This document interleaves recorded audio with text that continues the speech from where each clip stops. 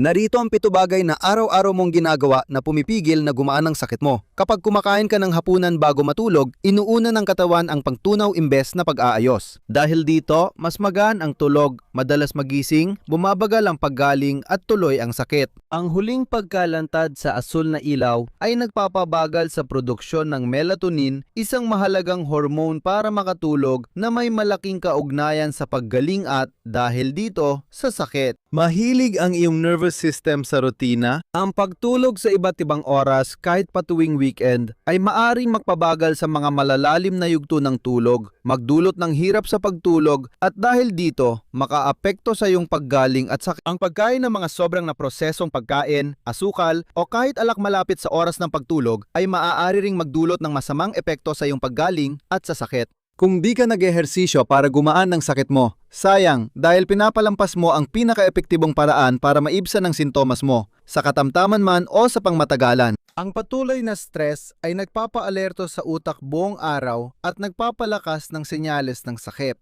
Kaya kapag mas malungkot o kinakabahan ka, mas ramdam mo ang kirot. Kahit hindi ka paniwala, ang pag-iisa o masamang relasyon sa bahay o trabaho ay pwedeng magpataas ng pagiging sensitibo sa sakit at magdulot ng mas maraming kirot. Walang tableta o ehersisyo ang kayang ayusin ang mga sinisira ng mga nakasanayan mong gawain sa buong araw. Kaya naman, nag-record ako ng isang kumpletong video na mahigit 20 minuto ang haba kung saan mas pinapalalim ko ang pantalakay sa mga gawin na ito at binibigyan kita ng mga kasangkapan na maaari mong gamitin agad para mapabuti ang mga ito at makatulong sa pagbuti ng iyong nararamdamang sakit.